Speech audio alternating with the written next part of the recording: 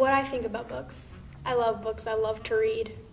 If there was a pile of books next to a pile of matches, I'd just make a fire and I'd read next to the fire. I wouldn't burn the books. Okay. It's caught on the bottom. Yeah, burn. Do I like paper books or do I like a Kindle? I prefer paper books, just the smell of them. There's kind of like this new, there's new car smells, there's new shoe smells. For me, there's a new book smell. If there was a perfume that was a book smell, I'd just buy it to smell it. What would a paper book smell like? It would smell like pages, It would smell like pages. yes, Okay. like a tree.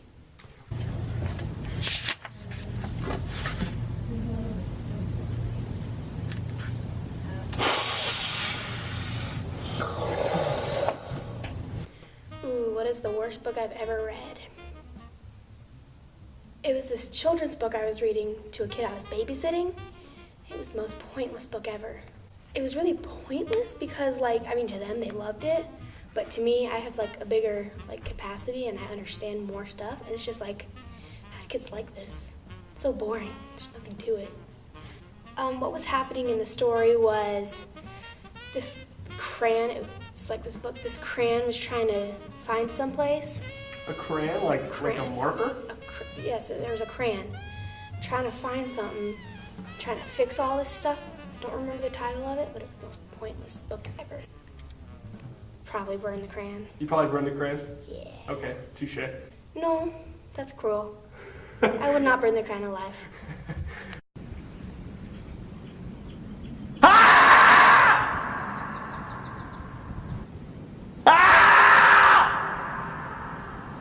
Ooh, if Clifford the Big Red Dog or Katniss Everdeen had a fight, who would win?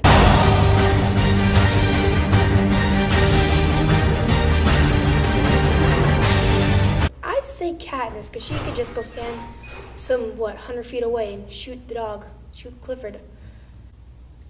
How many arrows do I think it would take to take down Clifford, depending on where you hit him?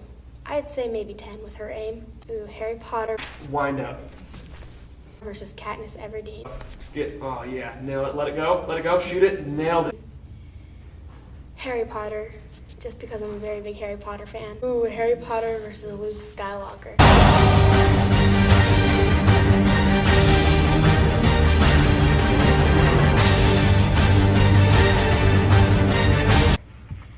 I'd still say Harry Potter. He could stand, 20 feet away? Luke's over here just before he pulls out his lightsaber. Bro's got the force. Brother's got the force, though. So he's got magic.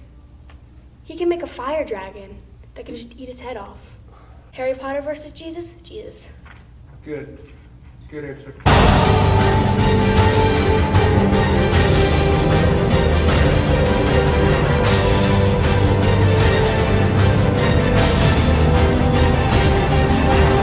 The best book I've ever read is probably the series that I'm waiting to finish. It's called The Missing. Margaret Peterson Haddix, and it's Okay. historical fiction with time travel. When I'm reading a really good story, it changes my attitude. I'll get into the book. I'll just see everything around me. I'm deep in the book, and when someone comes and tries to interrupt me, I'm like, no, no, no, no. Reading a book, the way it changes my mood is, it makes me happier, it calms me down, takes me to this other place when I'm angry. If I were to read a very terrifying story, I would probably feel my heart rate getting faster. I'd probably think of scenarios more. I'd probably wouldn't be able to sleep that night. Ooh, something that scares me the most. This is gonna sound really silly, but I'm terrified of clowns.